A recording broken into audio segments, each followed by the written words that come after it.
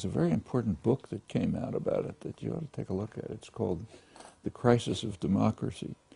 It's published by the Trilateral Commission. Trilateral's Europe, United States, Japan, the three industrial democracies. The concern of the book is that there's too much democracy. The concern about the fact that in the 60s, in all the industrial world, there were popular uprisings of one sort or another.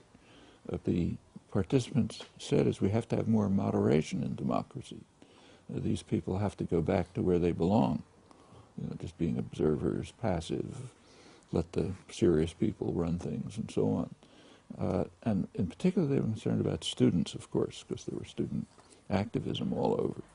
And what they argued was that, I'm now using their words, not mine, that the institutions responsible for the indoctrination of the young failed.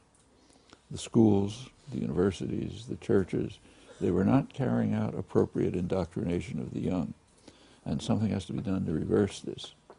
And there were other proposals for other bad segments, women, others, and so on.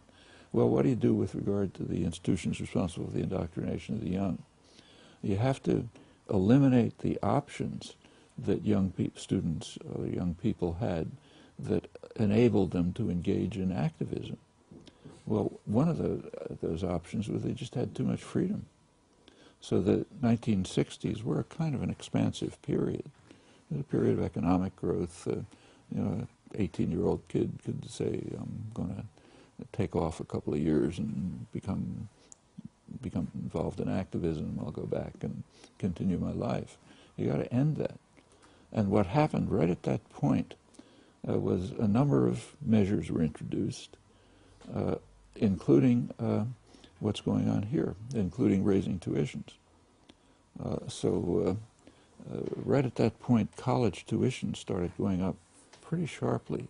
I mean, I can't prove that it was a immediate consequence, but it certainly coincided. And other measures were taken which made the colleges and the schools more, more like the Marine Corps.